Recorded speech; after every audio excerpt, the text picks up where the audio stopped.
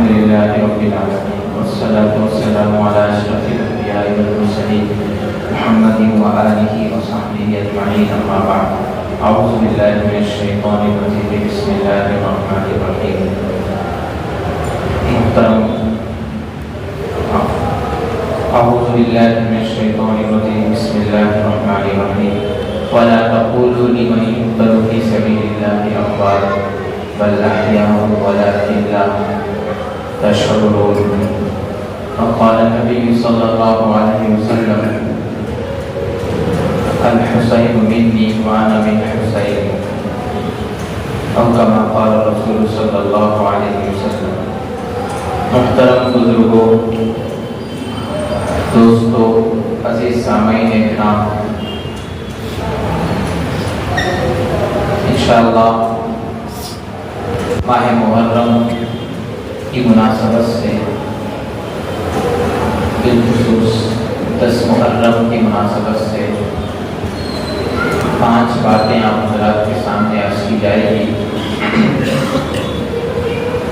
پہلی بات، اسلام میں شہادت کی فضیلت اور اس کا مرتبہ کیا ہے، اور صحابہ کا شہادت کے مرتبے کو، شہادت کو طلب کرنا۔ دوسری بات، حضرات حسنین، حضرت امام حسن رضی اللہ عنہ، حضرت امام حسین رضی اللہ تعالی عنہما کا کیا مقام و مرتبہ ہے۔ تیسری بات جو عرض کی جائے گی، واقعی شہادت۔ چوتھی بات، واقعی شہادت سے ملنے والے اسباب، ہمیں کیا سبق ملتا ہے۔ پانچویں بات جو عرض کی جائے گی، ظالموں اور بدبختوں کا کیا انجام ہوا جنہوں نے نبی کے گھرانے کو انتہائی مظلومانہ معاملہ کیا اور شہید کیا، ان کے ساتھ کیا ہوا دنیا میں۔ پھر آخر میں ہمیں کیا کرنا ہے، بالخصوص 10 محرم میں اور بالعموم ماہ محرم میں ہمیں کیا کرنا ہے۔ ایک بات دیکھیں، ایک بات آپ کے سامنے آتے جائے گی۔ محترم بزرگوں، دوستو، سورہ فاتحہ میں ہم ایک آیت پڑھتے ہیں، اهدنا الصراط المستقیم صراط الذین انعمت علیہم۔ اے اللہ ہمیں سیدھے راستے پر چلائیے۔ سیدھا راستہ وہ ہے جو راستے کو اختیار کر کے لوگوں نے انعام حاصل کیا، جس سیدھے راستے کو اپنا کر لوگوں نے آپ سے انعام حاصل کیا۔ یہ کون ہے انعام یافتہ؟ اللہ تعالیٰ نے سورہ مائدہ میں فرمایا، وہ انعام یافتہ لوگ انبیاء ہیں، صدیقین ہیں، نبی کے ساتھ رہنے والے جانثار،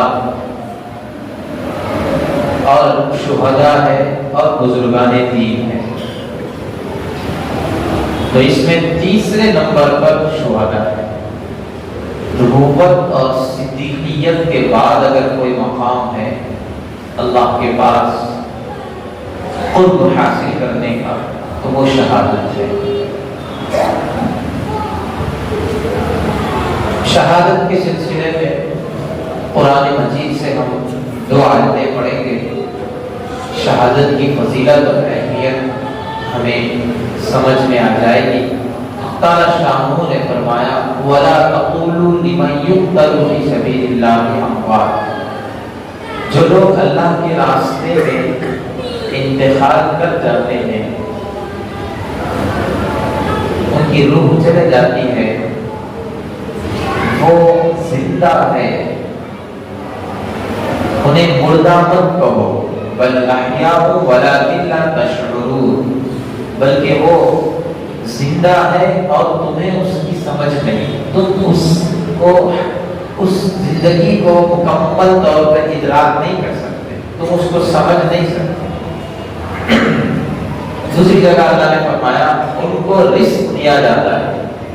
چنانچہ غزوہ احد میں جو صحابہ شہید ہو گئے ان کے گھر والے انتہائی غم میں تھے، تو شہداء نے وہاں اللہ پر یہ درخواست کی کہ اللہ ہم تو یہاں انتہائی نعمتوں میں ہیں، آپ نے تو ہمیں بہت بڑا مقام عطا کیا شہید ہونے پر، اور ہمیں رزق بھی دیا جا رہا ہے، قرآن پاک میں ہے، آپ ہمارے گھر والوں تک اس کی اطلاع دے دیجیے تاکہ ان کا غم کم ہو۔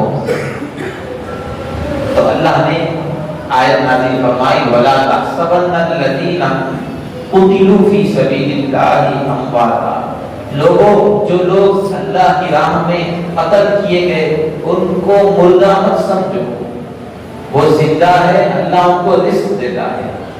سورہ نساء کی آیت کا ترجمہ ہے۔ آگے اللہ نے فرمایا فَرِحِينَ بِمَا آتَاهُمُ اللَّهُ مِنْ فَضْلِهِ، وہ لوگ اللہ نے جو ان کو دیا ہے اس پر انتہائی خوش ہیں۔ لا خوف علیہم ولا هم یحزنون، ان کو کوئی غم اور کوئی فکر اور کوئی خوف نہیں ہے، بہت بڑی نعمتوں میں وہ اللہ کے پاس موجود ہیں، اور وہ لوگ اس بات پر بھی خوش ہیں کہ اگر ان کے راستے پر چل کر انہی کی طرح کوئی شہادت کا مقام پا کر اللہ کے پاس آتا ہے تو ان کو بھی اسی طرح کا مقام ملتا ہے، اور جو کوئی بھی شہید ہو کر آتا ہے اللہ کے پاس ان کو ان لوگوں کا انتظار کرتے ہیں خوشی خوشی۔ ایک حدیث میں اللہ کے رسول صلی اللہ علیہ وسلم نے فرمایا جو شہید ہوتے ہیں ان کی روحیں ہرے پرندے میں رہتی ہیں، اور وہ پرندے جنت میں اور جنت کی نہروں میں گھومتے رہتے ہیں۔ یہ مقام ہے شہید کا، اس کا خون کا خطرہ گرنے سے پہلے اس کی مغفرت ہو جاتی ہے۔ یہ تو دو آیتیں آپ کے سامنے سنائی گئی، ایک دو تین حدیثیں بھی سماعت کر لیں۔ نبی اکرم صلی اللہ علیہ وسلم نے فرمایا شہادت اتنا بڑا عمل ہے، میں چاہتا ہوں کہ میں اللہ کی راہ میں شہید ہوں، پھر زندہ ہوں، پھر شہید ہوں، پھر زندہ ہوں، پھر شہید ہوں، اور پھر زندہ ہو جاؤں اور پھر شہید ہو جاؤں۔ 3 مرتبہ اللہ کے رسول نے فرمایا۔ ایک مرتبہ عبداللہ رضی اللہ تعالیٰ آپ صلی اللہ علیہ وسلم کی خدمت میں آئے اور عرض کیا اے اللہ کے رسول، والد میرے گھر میں بیمار ہے اور میری گھر کی خواتین رو رہی ہیں۔ والد کا نام تھا جبر۔ اللہ کے رسول آئے، خواتین سے پوچھا کیوں رو رہی ہیں؟ خواتین نے کہا کہ ہم اس لیے رو رہے ہیں کہ ہمارے گھر کے فرد جبر رضی اللہ تعالیٰ کی موت گھر پر ہو رہی ہے، ہم یہ چاہتے تھے کہ ان کی موت میدان جہاد میں ہو۔ خواتین کے اندر شہادت کا کیسا جذبہ ہو، ہم یہ چاہتے ہیں کہ ان کی موت میدان جہاد میں ہو، لیکن ان کی موت گھر پر ہو رہی ہے اس لیے ہم رو۔ تب اللہ کے رسول نے فرمایا شہید صرف وہ نہیں جو میدان جہاد میں مرتا ہے، شہید وہ بھی ہے جو پیٹ کے درد سے مرے، شہید وہ بھی ہے جو جل کر آگ میں جس کو جلا کر مار دیا جاتا ہے، شہید وہ بھی ہے جو پانی میں ڈوب جائے اور پانی میں تیرتا ہوا اچانک ڈوب جائے اور مر جائے، وہ بھی شہید۔ اس طرح ان کو دلاسا دیا اللہ کے رسول۔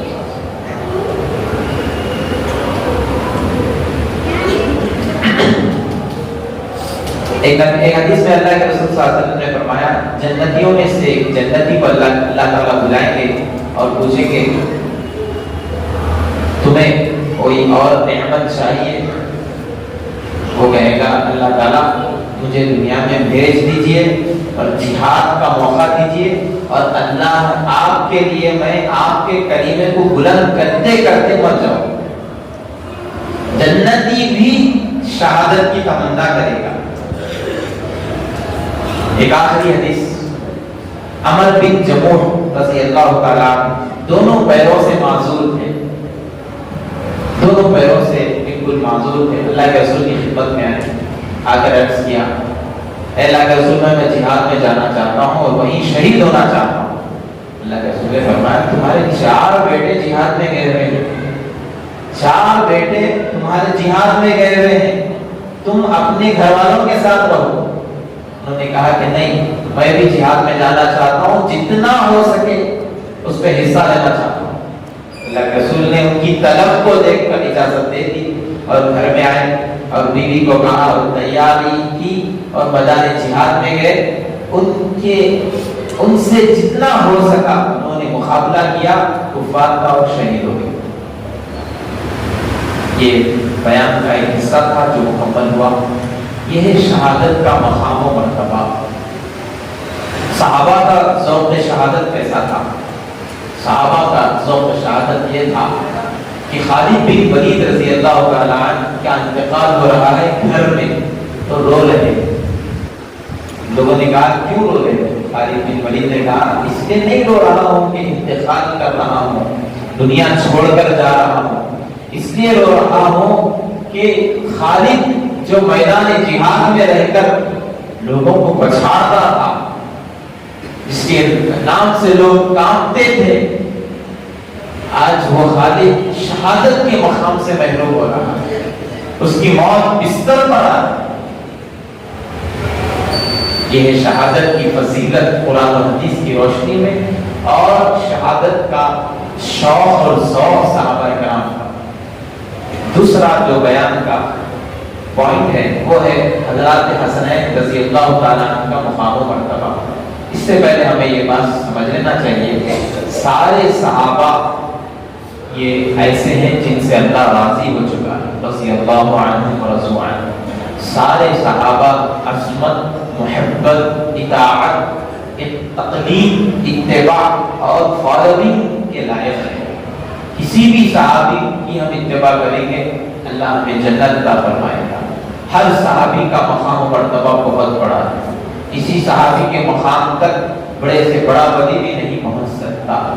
اور سب سے بڑے 4 صحابہ ہیں صدیق اکبر، فاروق اعظم، عثمان غنی، علی مرتضیٰ رضی اللہ تعالیٰ عنہ۔ اب اس کے بعد ہم حضرات حسنین کی فضیلت سماعت کریں۔ حضرت نبی احمد صلی اللہ علیہ وسلم نے فرمایا الحسن منی الحسین منی وانا من حسین، میں حسین سے ہوں اور حسین مجھ سے ہے۔ ایک دوسری حدیث میں نبی احمد صلی اللہ علیہ وسلم نے فرمایا جو کوئی حسن اور حسین رضی اللہ تعالیٰ عنہ سے محبت کرتے ہیں میں ان سے محبت کرتا ہوں، اور جو کوئی ان سے بغض رکھیں گے، دل میں کالا رکھیں گے، کینہ رکھیں گے، میں ان سے نفرت کرتا ہوں۔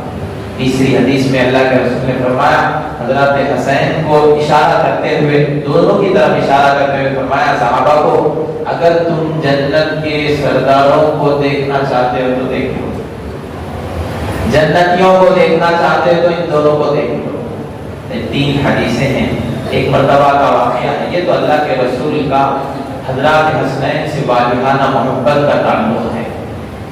آپ کے سجدے میں ہیں آپ تو حضرت حسین رضی اللہ تعالیٰ عنہ آپ کی پیٹھ پہ آ رہے ہیں تو اللہ کے رسول سجدہ لمبا کر رہے ہیں، اور چھوٹے سے ننھے حسنین مسجد میں آ رہے ہیں اور آپ کا خطبہ دے رہے ہیں، اور آپ خطبہ دینے میں مصروف ہیں تو آپ ممبر سے نیچے اتر جاتے ہیں۔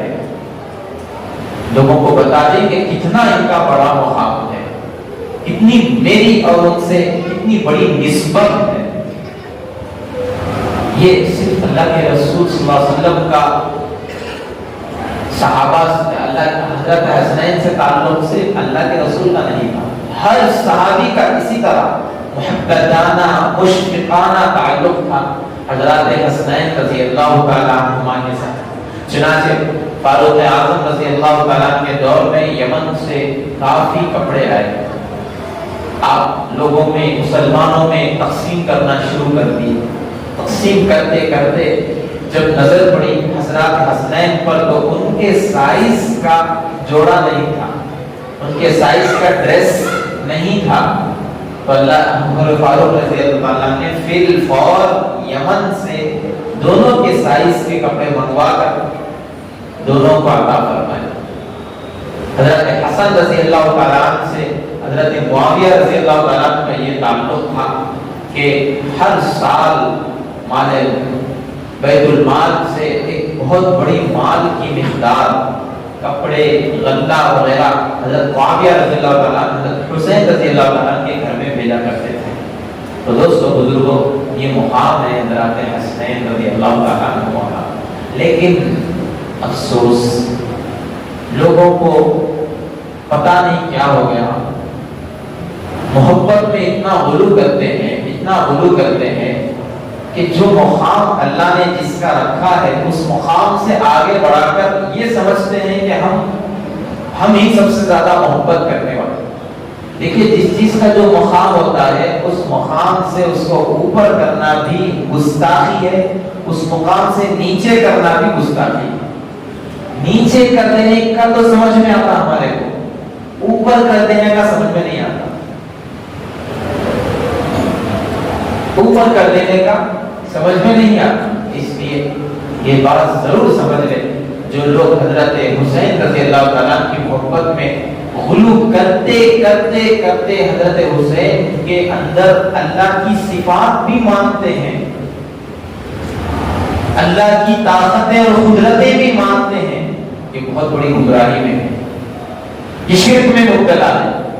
اسی طرح ان کے والد محترم حضرت علی رضی اللہ تعالیٰ کے اندر بھی اللہ کی صفات کو جو مانتے ہیں, مختار کل, حاجت روا سمجھتے ہیں, تو بہت بڑی گمراہی میں. یہ محبت میں نہیں ہے, آپ امام حسین کے محبین میں نہیں, آپ امام حسین کے گستاخ ہیں, آپ ان کا درجہ اللہ تک پہنچا رہے ہیں. تو شیعہ اور اہل سنت میں یہی فرق ہے.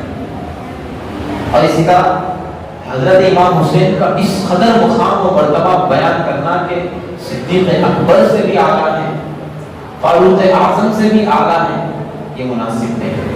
یہ اہل سنت والجماعت کی تحقیق اور اہل سنت والجماعت کے پہلے دن سے لے کر آج تک کے سارے علماء کے نظریے اور سوچ اور آیتوں اور حدیثوں کے خلاف ہے کہ آپ امام حسین کا مرتبہ خلفاء راشدین سے بھی زیادہ سمجھتے ہیں. یہ دو باتیں ہو چکی ہیں. تیسری بات ہے واقعہ شہادت. واقعہ شہادت سننے سے پہلے دو تین باتیں ہمیں سمجھنا ہے. پہلی بات ہے اسلام میں خلیفہ بنانے کا طریقہ کیسا ہے. تین طریقے. خلیفہ کہتے ہیں خلیفۃ المومنین, جو اس مسلمانوں کا لیڈر ہو. تین طریقے ہوتے ہیں. پہلا طریقہ ہوتا ہے مسلمانوں کے مشورے سے, مسلمان سب مل کر مشورہ کرے اور ایک بندے کو متعین کر کے بھائی آپ ہمارے خلیفہ ہیں. یہی ہوا نبی رحمت صلی اللہ علیہ وسلم کے پردہ فرمانے کے بعد. ابو بکر رضی اللہ تعالیٰ کو مسلمانوں کے باہمی مشورے سے اتفاق سے خلیفہ بنا دیا. دوسرا طریقہ ہے خود خلیفہ اپنی زندگی میں کسی ایسے شخص کو جو خلافت کی قابلیت رکھتا ہو مکمل طور پہ, اور وہ اس کے خاندان کا بھی نہ ہو. یہ طریقہ بھی درست ہے. یہ طریقہ کس نے اپنایا؟ صدیق اکبر نے. اپنی زندگی میں فاروق اعظم رضی اللہ تعالیٰ کو خلیفہ مقرر کر دیا, اور آپ فاروق اعظم کے خاندان کے نہیں ہیں, اور فاروق اعظم میں پوری لیاقت ہے خلافت کی. تیسرا طریقہ ہے شورا. خلیفہ 6-8 آدمی کی ایک کمیٹی متعین کر دے اور انتقال کے وقت کمیٹی کو بول دے میرے جانے کے بعد آپ جس کو چاہے متعین کر دیجیے, آپ 10 لوگ, 8 لوگ, 6 لوگ. یہ طریقہ اختیار کیا فاروق اعظم نے انتقال کے وقت, شہادت کے وقت. 6 آدمی کی کمیٹی بنا دی, اس میں عثمان غنی رضی اللہ تعالیٰ بھی ہے, علی رضی اللہ تعالیٰ بھی ہے وغیرہ, اور وہ 6 آدمی مل کر عثمان غنی رضی اللہ تعالیٰ کو خلیفہ مقرر کر دیا. یہ 3 طریقے ہوتے ہیں خلافت کے. اب حضرت معاویہ رضی اللہ تعالیٰ جب خلیفہ بنے, دیکھیے عثمان غنی رضی اللہ تعالیٰ کے کے بعد حضرت علی رضی اللہ تعالیٰ عنہ، حضرت علی رضی اللہ تعالیٰ عنہ کے بعد حضرت حسن رضی اللہ تعالیٰ عنہ خلیفہ ہے، لیکن حضرت حسن رضی اللہ تعالیٰ عنہ بہت کم مدت خلافت کرے. دو بڑی مسلمانوں کی جماعتوں کو آپ ملانے کے لیے خلافت چھوڑ دیے. دو جماعتوں میں بہت بڑا اختلاف تھا. ان دونوں کو اللہ کے رسول کی یہ حدیث تھی، پیشن گوئی تھی پہلے سے کہ میرا بیٹا دو بڑی جماعتوں کو ملانے کا کام کرے گا. لہذا حضرت حسین چند مہینے خلافت کر کے وہ خلافت حضرت معاویہ رضی اللہ تعالیٰ عنہ. کون ہے معاویہ رضی اللہ تعالیٰ عنہ؟ بہت سارے لوگ حضرت معاویہ رضی اللہ تعالیٰ عنہ کی شان میں گستاخی کرتے ہیں، ان کو سن لینا چاہیے. حضرت معاویہ کاتب وحی ہے. وحی جب نازل ہوتی تھی تو حضرت معاویہ بھی اس قرآنی آیت کو لکھنے والوں میں سے تھے. لکھنے والا کوئی عام آدمی نہیں ہوتا. حضرت معاویہ حضور کے نسبت کی بھائی ہے. ہمارے حیدرآباد کی زبان میں صالح ہے. اتنی بڑی دو نسبتیں ہیں حضرت معاویہ رضی اللہ تعالیٰ عنہ. بہت سارے لوگ زبان اٹھا کر ان کی شان میں گستاخی کرتے ہیں. ان کو اپنے ایمان کی خیریت دینا چاہیے، اپنی ایمان کی فکر کر لینا چاہیے. حضرت حسین حسن کیا کرے؟ دو بڑی جماعتیں الگ الگ ہو گئی تھی، بڑا اختلاف ہو گیا تھا. ان دونوں کو ملانے کے لیے آپ نے کیا کیا؟ خلافت چھوڑ دیا. حضرت معاویہ رضی اللہ تعالیٰ عنہ خلیفہ بن گئے. حضرت معاویہ رضی اللہ تعالیٰ عنہ کا دور چل رہا ہے. 10 سال 8 سال مکمل ہو گئے. حضرت معاویہ رضی اللہ تعالیٰ عنہ نے یہ لکھ دیا تھا کہ میرے بعد خلیفہ ہوں گے حضرت حسن، کیونکہ ان کے اندر پوری قابلیت ہے، لیاقت ہے. اتفاق ایسا ہوا حضرت معاویہ رضی اللہ تعالیٰ عنہ کے انتقال سے پہلے حضرت حسن رضی اللہ تعالیٰ عنہ کا انتقال ہو گیا. آپ کو شہید کر دیا گیا زہر پلا کر. اب جب 10 سال آپ کی حکومت مکمل ہوئی، اب یہاں سے واقعی شہادت کی بنیاد اور گفتگو شروع ہوتی ہے.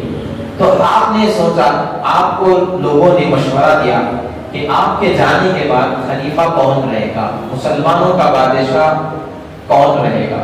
آپ اس سلسلے میں فکر کریں. کئی مسلمانوں نے، صحابہ نے مشورہ دیا. تو حضرت معاویہ رضی اللہ تعالیٰ نے ایک رائے دی. تو بعض کی رائے آئی یزید کے سلسلے میں، جو آپ کا بیٹا ہے. بعض کی رائے یزید کے سلسلے میں نہیں آئی. لیکن اوروں سے پوچھا، پھر آپ خود غور کریں تو آپ کو یہ سمجھ میں آیا کہ یزید مناسب ہے. اپنی زندگی میں ہی اس کو اپنا نائب اور ولی عہد مقرر کر دیا. آپ کی خلافت کے 10 سال کے بعد اس طرح ہوا.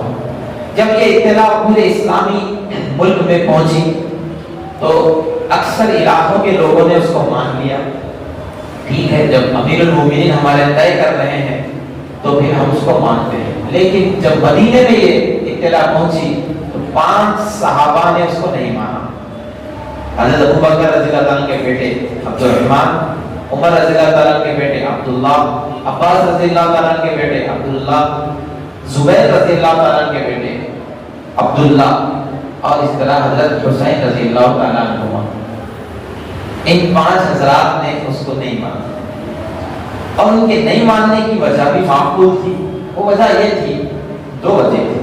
ایک وجہ یہ تھی کہ وہ یہ کہے کہ بھائی خلیفہ مقرر کرنے کا جو طریقہ ہے وہ 3 طریقے ہیں. ایک ہے مسلمانوں کے مشورے سے خلیفہ طے ہوتا. دوسرا ہے خود خلیفہ اپنے خاندان کے علاوہ شخص کو طے کرتا.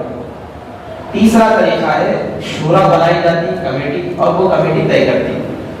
اس کے اندر یہ تینوں باتیں نہیں پائی جاتی یزید کے خلیفہ بنانے میں. نہ مسلمانوں کے مشورے سے یہ ہوا، اور حضرت معاویہ کے بیٹے یزید ہے، بیٹا ہے یزید. چنانچہ بیٹے کو خلیفہ بنانے کی جو سنت اور رواج ہے یہ عیسائیوں کی کنٹریز میں چلتا ہے. عیسائیوں کے ممالک اور عجمیوں کے ممالک میں ہے کہ باپ کے بعد بیٹا بیٹھے گا. اسلامی مملکت میں ایسا نہیں ہے رواج. نہ فاروق اعظم نے اپنے بیٹے کو خلیفہ بنایا، نہ صدیق اکبر نے اپنے بیٹے کو خلیفہ بنایا، نہ عثمان غنی نے اپنے بیٹے کو خلیفہ مقرر کیا. مسلمانوں کے باہمی مشورہ، یا اپنے خاندان کے علاوہ کسی کو بنانا، یا پھر شورا متعین کرنا، وہ شورا متعین کرے گی. تینوں باتیں اس کے اندر نہیں پائی گئی، ہم اس کو نہیں مانتے. دوسری بات یہ تھی کہ یزید کا فسق و فجور عام تھا. یزید کے سلسلے میں اکثر بہت سارے مسلمانوں کو معلوم تھا کہ وہ کبھی نمازیں چھوڑتا ہے، شراب بھی پیتا ہے، دین پر ویسا قائم نہیں ہے جیسا قائم ہونا چاہیے. اس لیے یہ حضرات کیا کر رہے ہیں، اس کو نہیں مانے. اب سوال یہ ہے کہ امیر معاویہ رضی اللہ تعالیٰ عنہ کو یہ اصول نہیں معلوم تھے کیا؟ جو دو باتیں نہیں معلوم تھی کیا؟ دوسری بات، یزید کے فاسق ہونے اور اس کے دین سے دور ہونے کے سلسلے میں امیر معاویہ رضی اللہ تعالیٰ عنہ کو پہلے نہیں معلوم تھا. بعد میں معلوم ہوا تو اس کو آپ سمجھا دیے اور اس کو یہ بات تلقین کرے کہ تم دین پر قائم رہو. اور دوسری بات، حضرت امیر معاویہ رضی اللہ تعالیٰ نے صحابہ کے مشورے سے یزید کو مقرر کیا، خود اکیلے فیصلہ نہیں کیا. ہاں چند صحابہ کی رائے نہیں تھی، لیکن بہت سارے صحابہ کی، کافی مسلمانوں کی رائے تھی کہ یزید کو ولی عہد نائب بنا دیا جائے. تو ادھر معاویہ رضی اللہ تعالیٰ نے غلطی پر نہیں ہے. اگر غلطی پہ مان بھی لیے تو ان سے خطا ہوئی، اجتہادی خطا ہوتے اس کو، گناہ کبیرہ نہیں ہوتے، غلطی بھی نہیں ہوتے، اجتہادی خطا. یا کیا مطلب، اس کو آگے کی یہ جو بات ہے اس کو صحیح سمجھ رہے ہیں دلائل کی روشنی میں. اصل میں یہ بالکل صحیح نہیں ہے، اس کے علاوہ صحیح ہے، لیکن ہم دلائل کی روشنی میں اس کو صحیح سمجھ رہے ہیں. یہ اجتہادی خطا ہے حضرت معاویہ رضی اللہ تعالیٰ عنہ. اور ادھر 5 صحابہ جو آپ یزید کی خلافت کو نہیں مان رہے، یہ بھی اپنی جگہ درست ہے. کیوں؟ پہلے جو طریقوں سے خلیفہ بنایا جاتا تھا وہ ایک طریقہ بھی نہیں پایا گیا، اور یزید خود فاسق ہے. اب اس کے بعد ہوا یوں کہ معاویہ رضی اللہ تعالیٰ عنہ مکہ اور مدینہ کا سفر کرے، ان صحابہ سے بات کرے، حضرت عائشہ رضی اللہ عنہ سے بات کرے، لیکن بات پوری نہیں ہوئی. اور ادھر لوگ یزید کو ولی عہد اور نائب ماننے کے لیے بیعت کرنا شروع کر دیے. اب اس کے بعد چند سالوں کے بعد یزید کا حضرت معاویہ رضی اللہ تعالیٰ کا انتقال ہو گیا، اور یزید جیسا کرسی پر بیٹھا، حضرت معاویہ کی اطلاع مدینہ اور مکہ میں پہنچنے تک، دور دراز علاقوں میں پہنچنے تک سب مسلمانوں کو زبردستی حکم نازل کیا کہ مجھے خلیفہ مان لو، کیونکہ پہلے سے ہی میں نائب بھی ہوں، اور مجھے جلدی خلیفہ مقرر کرو، جلدی میرے ہاتھ پہ خلیفہ ہونے کے اعتبار سے بیعت کرو. چنانچہ بیعت دینا شروع کر دیا. ملک شام میں تقریباً بصرہ کے لوگ، کوفہ کے لوگ، ملک شام کے لوگ، آس پاس کے ممالک کے لوگ سب بیعت کرنا شروع کر دیے. لیکن ادھر سعودیہ عرب کے لوگ ابھی بیعت کرنے کے لیے پسو پیش ہیں، لیکن چند اس میں سے بھی چند لوگ بیعت کرنا شروع کر دیے. جب حضرت یہ صحابہ جب مدینہ سے مکہ سفر کرنے کے بعد حج کے لیے وہاں کے لوگوں سے ملاقات کرے تو لوگوں نے کہا کہ حضرت امیر معاویہ کا انتقال ہو چکا ہے، ان کی اطلاع ہمارے تک آنے سے پہلے وہاں پر خلافت کی کرسی پہ یزید بیٹھ چکا ہے اور بیعت بھی لے رہا ہے. تو یہ صحابہ بولے ہم بیعت کرنے تیار ہیں. مکہ اور مدینے کے گورنر کو وہاں سے حکم آیا یزید کی طرف سے، اور یہ حضرت حسین کے پاس جاؤ اور ان سے کہو کہ ہمارے ہاتھ پر بیعت کر. وہ لوگ آئے، وہاں کے گورنر آئے، لیکن آپ نے بھی گورنر کی بات نہیں مانی اور وہ لوگ ڈرائے دھمکائے، یہاں تک کہ وہ لوگ جہاد کی بات بھی کریں، قتل کی بات بھی کریں، لیکن حضرت حسین رضی اللہ تعالیٰ اور دوسرے صحابہ ان کی بات کو نہیں مانی. یہ ایک حصہ ہے. اس کے بعد کیا ہوا، جب حسین رضی اللہ تعالیٰ کا یہ عزم مصمم حجاز کے لوگوں میں، سعودی کے لوگوں میں مشہور ہوتے چلے گیا، تو سعودی کے اکثر لوگ، حجاز کے اکثر لوگ آپ کے ہاتھ پہ بیعت کرنا شروع کرتے ہیں. ہم آپ کے ہاتھ پہ خلافت، خلیفہ آپ کو مانتے ہیں. اور کوفہ سے بھی 2-2 4-4 کی جماعت حضرت حسین رضی اللہ تعالیٰ کے پاس بھی آنا شروع ہو گئی کہ اے امیر المومنین، جو خلیفہ بنا ہے وہ خلافت کے لائق نہیں. اگرچہ کہ اکثر کوفہ کے لوگ اس کو خلیفہ مان لیے ہیں، لیکن ہم تو آپ کے ہاتھ پر خلیفہ آپ کو بنانا چاہتے ہیں. کوفہ کے لوگ بھی آنا شروع ہوئے. اس کے بعد کوفہ سے خطوط آنا شروع ہوئے، لیٹرز، 1-2 نہیں، 10-20 نہیں، 100-200 نہیں، 2 تھیلے لیٹرز، خطوط آئے، 200-400 کئی سو لیٹرز آئے کہ آپ یہاں آ جائیے، کوفہ کے لوگ آپ کے ہاتھ پر خلافت، خلیفہ آپ کو ماننے تیار ہے، آپ کے ہاتھ پر بیعت کرنے تیار ہے۔ ادھر حضرت حسین رضی اللہ تعالیٰ عنہ نے یہ پکا ارادہ کر لیا کہ اب کوفہ جانا ہے۔ جیسا حضرت حسین رضی اللہ تعالیٰ عنہ کے کوفہ جانے کی اطلاع وہ جو دوسرے صحابہ تھے ان کو ملی، تو ایک ایک کر کے صحابی آتے گئے اور مشورہ دیتے گئے کہ آپ کو کوفہ نہیں جانا ہے۔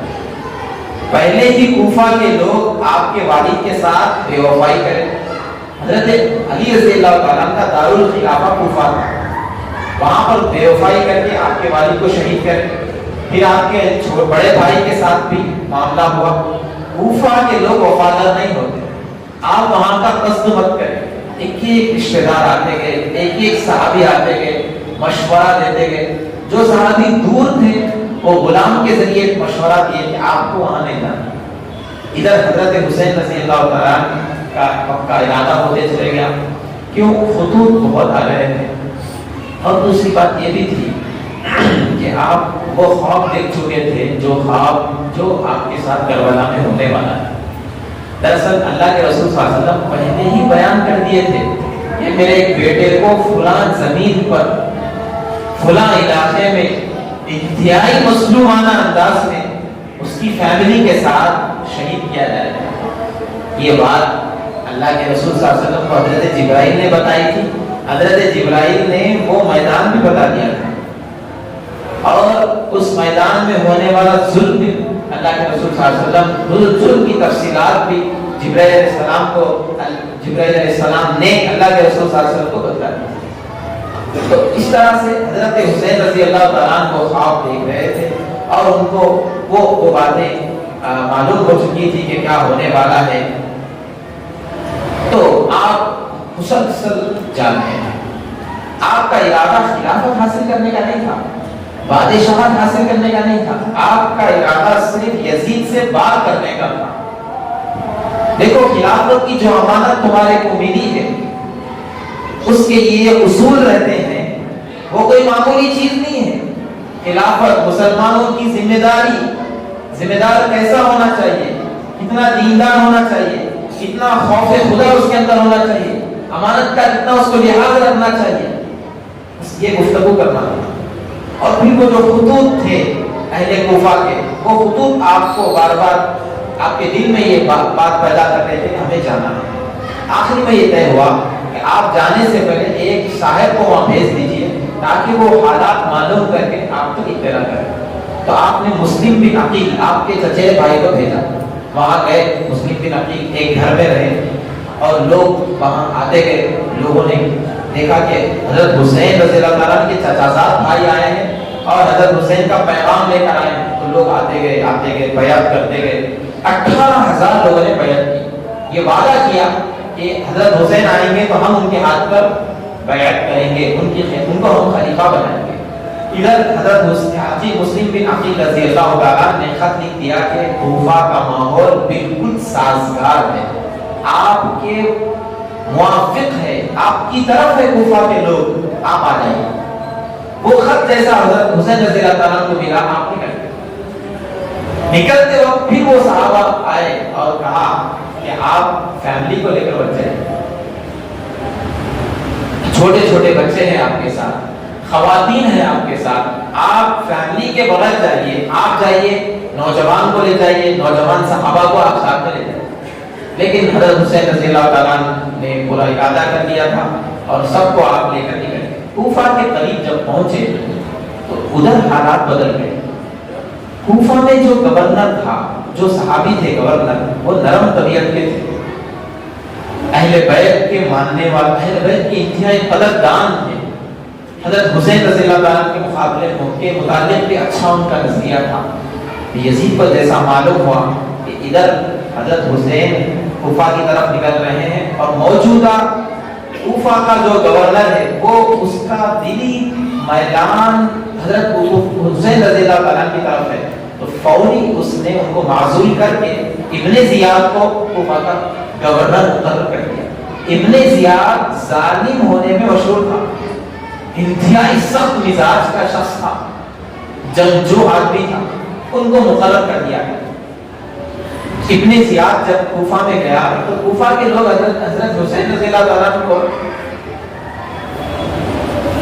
نہیں پہچانتے تھے، نہیں دیکھتے تھے اب تک، تو کوفہ کے لوگ یہی حضرت حسین ہے سمجھ کر ان کا استقبال کرنا شروع کر دیا، اس کے لیے ویلکم کرنا شروع کر دیا۔ ابن زیاد نے جب دیکھا ماحول، یہاں تو پورا ماحول بدلا ہوا ہے، پورے لوگ حضرت حسین رضی اللہ تعالیٰ عنہ کی منتظر ہیں، ان کی محبت میں، ان کے آنے میں اور ان کی طرف پوروں کا رجحان ہے۔ ابن زیاد نے سخت خطبہ دیا، بیان کیا اور کہا یزید خلیفہ مقرر ہو چکا ہے، شام، بصرہ اور آس پاس کے علاقے یزید کو خلیفہ مان چکے ہیں۔ اے کوفہ والو، تم میں سے ایک بھی یزید کے خلاف قدم اٹھائے گا، بغاوت کرے گا تو اس کا سر قلم کر دیا جائے گا، اور تم اگر یزید کے ساتھ رہے اور میری اطاعت کرے تو میں ان کے ساتھ ہوں، میں ان کے ساتھ اچھا برتاؤ کروں گا۔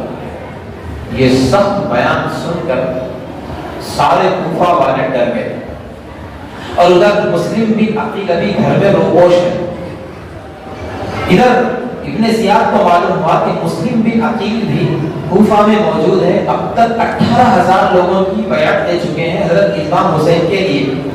تو ابن زیاد نے چال چلی، ایک شام سے ایک آدمی کو بلایا، نئے آدمی کو، اور یہ کہا کہ تم مسلم بن عقیل اپنے ساتھیوں سے اور اپنے فوجی سے کہا کہ مسلم بن عقیل کے پاس اس کو لے جاؤ اور یہ کہو کہ یہ بھی امام حسین کے ہاتھ پر بیعت کرنا چاہتا ہے، اور 3,000 دینار دیے مسلم بن عقیل کو تحفہ دینا۔ وہ شخص مسلم بن عقیل کے پاس لے جایا، اس شخص کو لے جا کر مسلم بن عقیل رضی اللہ تعالیٰ کو 3,000 کا دینار کا تحفہ دیا اور کہا کہ یہ شخص آپ کے اوپر بیعت کرنا چاہتا ہے۔ اصل میں ڈائریکٹ مسلم بن عقیل کے پاس نہیں گئے، مسلم بن عقیل رضی اللہ تعالیٰ کا جو گھر، جس گھر میں آپ روپوش تھے، وہ گھر کا پتہ جو جانتے تھے، وہ ایک صاحب مسجد میں تھے، نماز پڑھ رہے تھے، ان کے پاس وہ شخص کو لے گئی پولیس، یزید ابن زیاد کی پولیس وہ شخص کو وہ نماز پڑھنے والے کے پاس لے گئی، جو نماز پڑھنے والا مسلم بن عقیل کے گھر کا پتہ جانتا تھا۔ لے جا کر کہا کہ یہ شام کے رہنے والے صاحب ہیں، مسلم بن عقیل رضی اللہ تعالیٰ کے ہاتھ پر بیعت کرنا چاہتے ہیں، آپ ان کا پتہ بتا دو۔ تو وہ آدمی کہا کہ ہاں میں بتاتا ہوں بول کے ٹال دیے بات، ایک دن، 2 دن، کئی دن ٹالتے چلے گئے۔ ابن زیاد کے سپاہی اس کو تلاش کرتے رہے، اس کے اوپر زور ڈالتے رہے، آخر میں وہ شخص زور نہیں ڈالے، محبت میں بات کرتے تھے۔ کیوں؟ اگر زور ڈالتے ہیں تو وہ سمجھ جائے گا کہ یہ شخص جو ہے دشمن ہے، یہ جو شخص آیا ہے امام بیعت کرنے کے لیے امام حسین رضی اللہ تعالیٰ کے ہاتھ پر، دراصل یہ خریدا ہوا شخص ہے، دشمن ہے، یہ ابن زیاد کی چال ہے، یہ سمجھ جائے گا۔ اس لیے وہ لوگ کیا کرتے تھے، یہ شخص امام حسین کے ہاتھ پر بیعت کرنا چاہتا ہے، لہذا اس شخص کو وہ نمازی آدمی امام مسلم بن عقیل رضی اللہ تعالیٰ کے پاس لے گیا، اور وہ شخص 3,000 دینار کا تحفہ دے دیا اور مسلم بن عقیل رضی اللہ عنہ کے ساتھ رہنے لگا۔ ساری باتیں وہ شخص ابن زیاد تک پہنچاتا رہا۔ اس طرح وہ لوگ جاسوسی کا کام وہ آدمی سے لیتے رہے، اور مسلم بن عقیل کی ساری ایکٹیویٹیز جو ہو رہی تھی کوفہ میں، وہ پوری ابن زیاد کو معلوم ہوتے چلی۔ آخر میں ابن زیاد نے اس گھر پر حملہ کیا اور مسلم بن عقیل کو وہاں سے نکال کر شہید کر دیا، اور اپنے محل کے اوپر سے ان کو پھینک دیا اور ان کا سر قلم کر دیا، اور ان کی لاش کے اوپر سے گھوڑے دوڑائے گئے۔ مسلم بن عقیل رضی اللہ تعالیٰ نے شہادت سے پہلے کہا کہ میرا ایک پیغام حضرت حسین رضی اللہ تعالیٰ تک پہنچا دو۔ ابن زیاد کے لشکر میں ایک آدمی ایسا تھا جو امام حسین رضی اللہ تعالیٰ کو ماننے والا، محبت کرنے والا تھا، اس کو بلا کر کہا کہ امام حسین تک، حضرت حسین رضی اللہ تعالیٰ کا یہ پیغام پہنچا دو کہ مسلم بن عقیل نے آپ کو جو خط دے کر بلایا ہے یہاں پر، اب حالات بدل چکے ہیں، اب کوفہ والے آپ کی طرف نہیں ہیں، سارے کوفہ والے بدل گئے ہیں، کوفہ کا گورنر بدل گیا ہے، مجھے بھی شہید کر دیا گیا ہے، آپ مت آئیے۔ وہ خط حضرت حسین رضی اللہ تعالیٰ عنہ کو ملا، کب ملا؟ جب آپ کوفہ کے قریب پہنچ گئے۔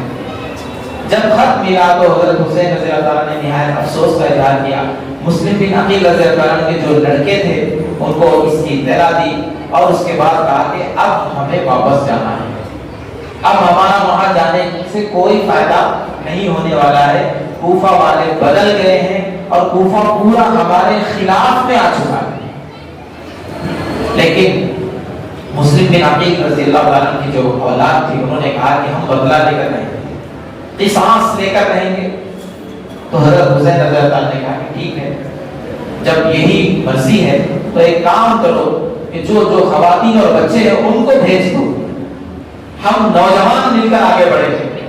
تو بچے اور خواتین نے بھی کہا کہ ہم آپ کا یہاں تک ساتھ دیے ہیں، آپ کی شہادت تک چاہے جو بھی ہو جائے ہمارے ساتھ، ہم آخری حد تک آپ کا ساتھ دیں گے۔ سب لوگ پھر آگے بڑھے۔ ادھر ابن زیاد نے 1000 کا لشکر بھیجا حر بن یزید کے ساتھ۔ حر بن یزید آپ کے قافلے کو گھیر لیا، گھیر کر کہا مجھے ابن زیاد نے بھیجا ہے آپ کو روکنے کے لیے۔ حضرت حسین رضی اللہ تعالیٰ نے خطبہ دیا، بیان کیا کہ ہم یہاں پر خلافت کے لیے نہیں آئے، ہم یہاں پر یزید سے بات کرنے کے لیے آئے ہیں۔ اگر آپ یزید تک پہنچاتے ہیں تو ٹھیک ہے، ورنہ ہم یہاں سے واپس چلے جائیں گے، یا پھر تیسرا آپشن ہمیں کسی اسلامی سرحد پر پہنچا دو، خریف کی اسلامی سرحد تک پہنچا دو، ہم وہاں کے مسلمانوں کے ساتھ رہیں گے، یا مدینہ پہنچا دو یا یزید تک پہنچا دو۔ ہم لڑنے کے لیے بھی نہیں آئے، خلافت کے لیے بھی نہیں آئے۔ حر بن یزید نے دیکھا کہ معاملہ تو بالکل سلجھا ہوا ہے، نہ کوئی یہاں جہاد کا معاملہ ہے، نہ قتل و قتال کا معاملہ ہے، نہ حضرت حسین کا قافلہ اس کا ارادہ کرتا ہے، نہ خلافت کا یہ طلبگار ہے۔ تو حر بن یزید نے یزید کو خط لکھا، کوفہ کے گورنر کو، کہ یہاں معاملہ سلجھا ہوا ہے، پورے مسلمان ایک کلمت پر متفق ہو رہے ہیں، حضرت حسین رضی اللہ تعالیٰ کا ارادہ کسی طرح کی کوئی لڑائی کا نہیں ہے، وہ یزید سے بات کرنا چاہتے ہیں۔ ابن زیاد نے تھوڑی دیر اس کو قبول کر لیا، ٹھیک ہے جب معاملہ سلجھ رہا ہے تو بہت اچھی بات ہے، ہمیں کچھ آگے کام نہیں کرنا چاہیے۔ لیکن شمر بن جوشن یہ سب سے بڑا فتین ہے، جو ابن زیاد کا وزیر تھا، اس نے کہا ابن زیاد آپ کیا کر رہے ہو؟ حضرت حسین خلافت کے منکر ہے، وہ خلافت کو توڑنے آ رہے ہیں، اپنی خلافت جمانے آ رہے ہیں، تم ان کے ساتھ نرم رویہ اختیار کرو، ان پر سختی کرو، سختی سے ان کو خلیفہ کے ہاتھ پر بیعت کرنے کا حکم دو، یا پھر ان کا خاتمہ کرو۔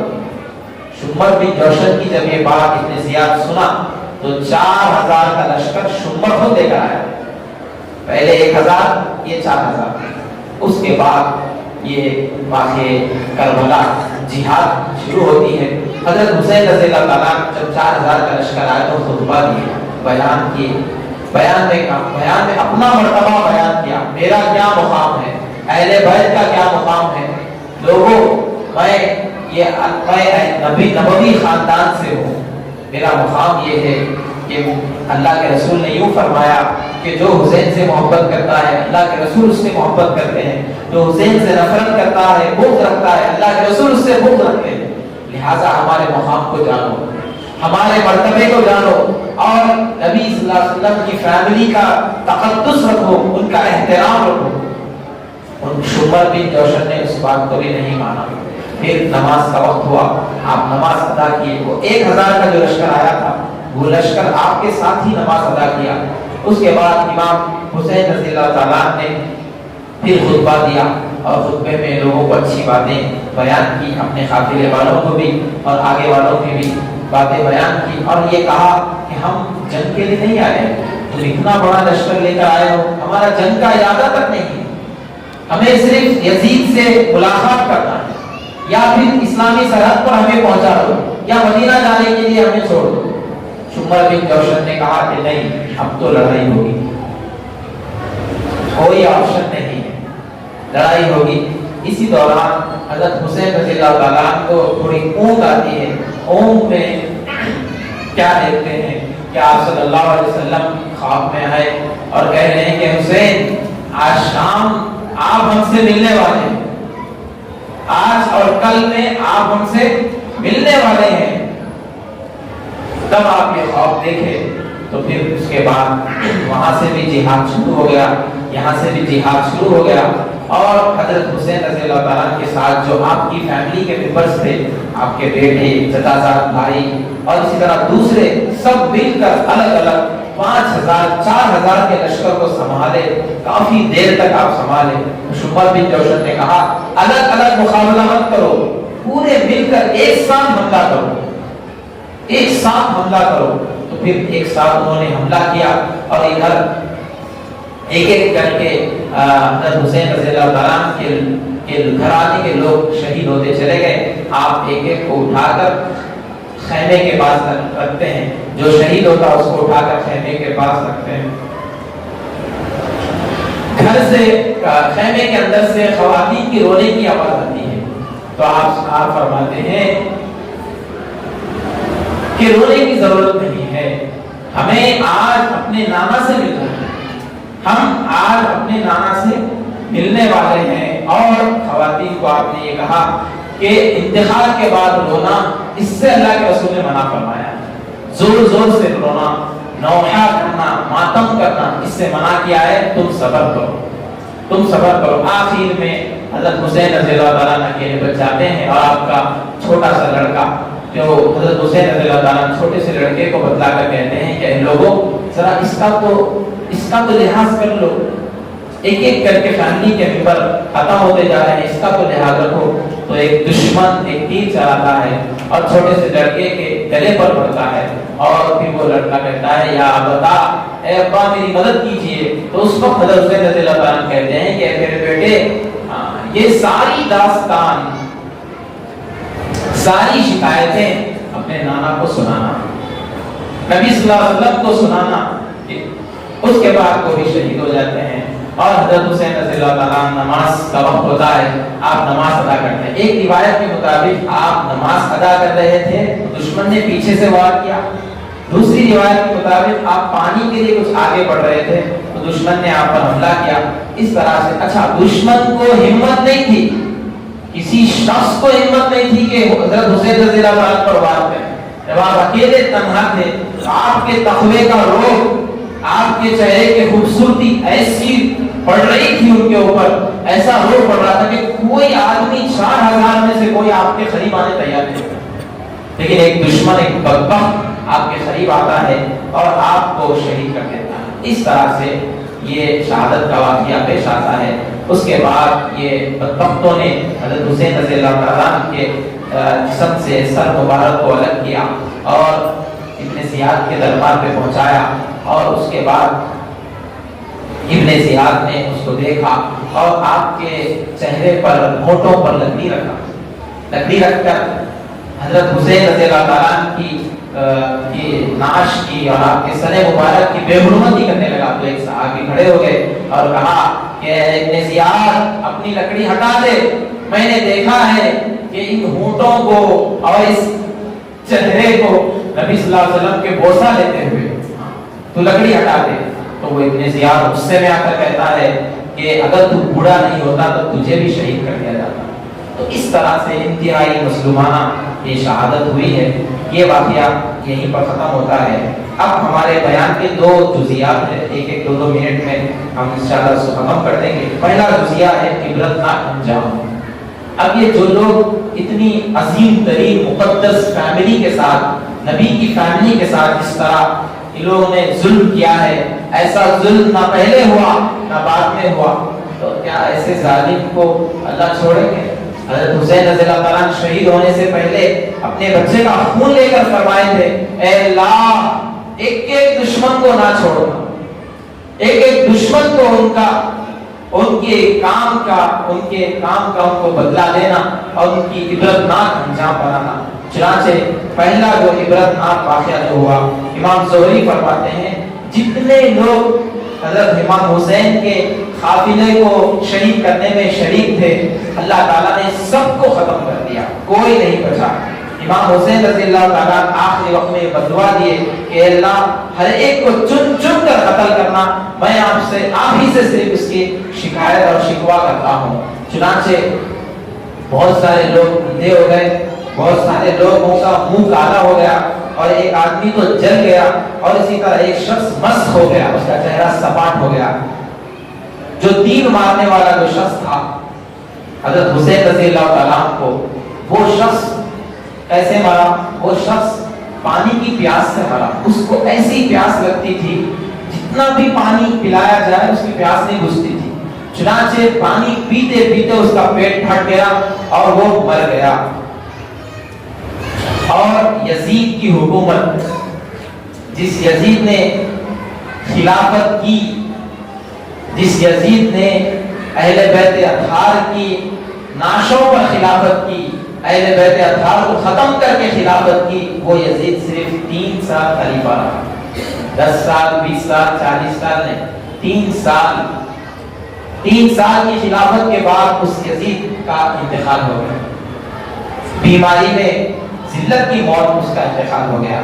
اس کے بعد اس کا بیٹا معاویہ، اتفاق سے بیٹے کا نام بھی معاویہ ہے، اس کا بیٹا معاویہ خلافت پر آیا، اور سب سے پہلا بیان اس نے یہ دیا مسجد میں ٹھہر کر، میں ایسی خلافت پسند نہیں کرتا جو خلافت خاندان نبوت کے نعشوں پر حاصل کی گئی، خاندان نبوت کو ختم کر کے حاصل کی گئی۔ اور بے شک میرا باپ انتہائی برا اور انتہائی بدبخت انسان تھا۔ چند دن معاویہ بن یزید خلیفہ تھا، اس کا بھی انتقال ہو گیا۔ اس کے بعد مختار نام کا ایک شخص خلیفہ بنا۔ اس نے خلافت بیٹھتے ہی سب سے پہلا کام یہ کیا کہ جو لوگ بھی قاتلان حسین، قافلہ حسین ہیں، ان کو سب کو پکڑوایا اور سب کو قتل کیا۔ چنانچہ ایک دن میں 248 لوگوں کو اس نے قتل کیا، چن چن کر ایک ایک کو اس نے قتل کیا۔ اس طرح سے چند سالوں میں جتنے لوگ اس میدان کربلا میں شریک تھے سب کو ختم کر دیا گیا۔ اور یہی نہیں، آگے یہ ہوا کہ ابن زیاد کے دربار میں جیسا امام حسین رضی اللہ تعالیٰ کا سر لایا گیا تھا، چند سالوں کے بعد آگے کے خلیفہ مختار کا بھی سر کاٹ کر لایا گیا۔ اس کے بعد مصعب بن زبیر کا سر کاٹ کر لایا گیا۔ اس کے بعد مصعب بن زبیر کا بھی سر کاٹ کر لایا گیا۔ یعنی سر کاٹ کر لانے کی جو تاریخ چلی 3-4 بادشاہوں تک چلی، یعنی 3-4 بادشاہ ہر ایک کو اس طرح ذلیل ہو کر مرنا پڑا۔ اور جو شخص حضرت حسین رضی اللہ عنہ کا سر کاٹ کر گھوڑے پہ رکھ کر لے گیا، اس کا انجام یہ ہوا کہ وہ شخص انتہائی حسین تھا، انتہائی خوبصورت تھا، خوبصورت تھا۔ اس کا عالم یہ ہوا کہ اس کا چہرہ انتہائی کالا ہو گیا، اور وہ اسی کالے چہرے میں ہوتے ہوئے آگ میں جا کر مر گیا۔ وہ روزانہ خواب میں دیکھتا تھا کہ 2 لوگ اس کو پکڑ رہے ہیں اور آگ میں ڈال رہے ہیں، 2 لوگ پکڑ رہے ہیں آگ میں جا رہے ہیں۔ چند دنوں میں چہرہ انتہائی کالا کوئلہ ہو گیا اور اس کا اسی انداز میں انتقال ہو گیا۔ اور آخری بات جو ہے وہ ہے، اس سے ہمیں کیا سبق ملتا ہے؟ سب سے پہلا سبق دوستو، حق بات بولنا، حق بات نہیں چھپانا، حق کے آگے کمپرومائز نہیں کرنا۔ ہاں، اچھے انداز میں بولنا، غصے میں نہیں بولنا، دشمنی کے انداز میں نہیں بولنا، اچھے انداز میں بولنا، چاہے ہمارا کچھ بھی نقصان ہو۔ پہلا سبق۔ دوسرا سبق، جنگ کے موقع پر بھی نماز نہیں چھوڑنا۔ فاروق اعظم نے، امام حسین نے جنگ کے موقع پر بھی نماز نہیں چھوڑی، بلکہ دشمن کو بھی نماز کا حکم دیا، اور پہلا جو 1000 کا جو قافلہ آیا تھا اس کو بھی ساتھ میں لے کر آپ نماز پڑھیں۔ جو لوگ ہمیں مسلمانوں میں چھوٹے چھوٹے بہانوں سے نماز چھوڑ دیتے ہیں، ان کو چاہیے کہ ہم واقعی کربلا سے ہم یہ سبق لیں کہ ایسے موقع پر بھی کربلا میں رہنے والے مجاہدین اور فاتحین اور اسلام کو بلند کرنے والے، اسلام زندہ ہوتا ہے ہر کربلا کے بعد۔ کربلا کے بعد اسلام زندہ ہوا، اسلام ختم نہیں ہوا۔ حضرت حسین کامیاب ہوئے، ناکام نہیں ہوئے، حق بات بلند ہوئی۔ تو ان کو چاہیے جو ہم نام لیتے ہیں حضرت حسین رضی اللہ تعالیٰ عنہ کا، ہمیں چاہیے کہ واقعی کربلا کا سبق ہم حاصل کریں۔ تیسرا سبق جو ملتا ہے پردے کا، کسی بھی خاتون کو آپ نے بے پردہ ہونے سے روکا، بے پردہ ہونے سے روکا ہے، بے پردہ ہونے نہیں دیا۔ کوئی خاتون آپ کے قافلے کی پردے میں سے، ڈیرے میں سے، خیمے میں سے باہر نہیں آئی، کوئی خاتون بے پردہ نہیں ہوئی۔ اتنے سخت حالات میں بیٹا شہید ہو رہا، بیٹی شہید ہو رہی ہے، باپ شہید ہو رہا ہے، چاچا شہید ہو رہا ہے، لیکن کوئی خاتون اپنا پردہ نہیں چھوڑ۔ آج ہماری لڑکیاں کتنا بے پردہ ہو رہی ہے۔ چوتھا سبب چیخ و پکار اور رونے سے، زیادہ رونے اور زیادہ چیخ و پکار سے آپ نے وہاں روکا۔ ایک کے بعد ایک لاش آ رہی ہے لیکن خواتین کو روک دیا گیا، زور سے نہیں رونا، باہر خیمے سے باہر نہیں آنا۔ پانچواں سبب دوران جنگ بھی آپ نصیحت کرتے رہے، آخرت کی یاد دلاتے رہے، تقوی طہارت کی بات یاد دلاتے رہے۔ اور آخری جو سبق ملتا ہے، حضرت ہمیں یہ سبق لینا چاہیے کہ اللہ کے اسلام کو بلند کرنے کے لیے، اسلام کو پھیلانے کے لیے اگر اللہ بھی ہمارے سے کوئی مطالبہ کرے، مال کا، جان کا، وقت کا، جذبات کا، ہمیں پیچھے نہیں ہٹنا چاہیے۔ ہمارے سے جو بھی تقاضا آئے ہمارے سامنے اسلام کو بلند کرنے کے لیے، اس کو ہم لبیک کرنا چاہیے۔ جس طرح کربلا میں نبی صلی اللہ علیہ وسلم کی فیملی اور گھرانے والے نے ہر قسم کی قربانی دینا تیار ہو گئے، لیکن یزید کے ہاتھ پہ بیعت نہیں کی، ابن زیاد کے ہاتھ پہ بیعت نہیں کیے، دشمن کے سامنے سر نہیں جھکائے، سر کٹا دیے لیکن سر نہیں جھکائے۔ اسی طرح ہمیں بھی اسلام پھیلانے کے لیے ہر طرح سے تیار رہنا چاہیے۔ آخری بات، یہ ماہ محرم اور 10 محرم میں کیا کرنا ہے؟ 3 کام کرنا ہے۔ نمبر 1 کل کا روزہ رہنا ہے آج کے ساتھ یا پرسوں کے ساتھ۔ نمبر 2 10 محرم کو اچھا کھانا پکانا، یہ دونوں باتیں حدیث سے ثابت ہیں۔ نمبر 3 ماہ محرم میں زیادہ سے زیادہ گناہوں سے بچنے کی کوشش، زیادہ سے زیادہ نیکیاں کرنے کا اہتمام کرنا ہے۔ کیوں؟ ویسے تو سارے 12 مہینوں میں گناہوں سے بچنا ہے اور نیکیوں کو کرنا ہے، لیکن ماہ محرم یہ اشہر حرم میں سے ہے۔ آدم علیہ السلام کے زمانے سے 4 مہینے زیادہ اہمیت والے ہیں، یہ مشہور ہے، قرآن میں ہے 4 مہینے، اس میں سے ایک ماہ محرم بھی ہے۔ اور جو زیادہ اہمیت والے مہینے رہتے اس میں گناہ کرے تو عذاب بھی زیادہ ملتا ہے۔ اس لیے تیسرا کام جو کرنے کا ہے وہ کرنے کا کام یہ ہے کہ زیادہ سے زیادہ عبادتوں کا اہتمام، زیادہ سے زیادہ گناہوں سے بچنے کا اہتمام۔ اللہ تعالیٰ ہم تمام کو صحیح علم و عمل عطا فرمائے۔ آمین۔ وآخر دعوانا الحمدللہ رب العالمین۔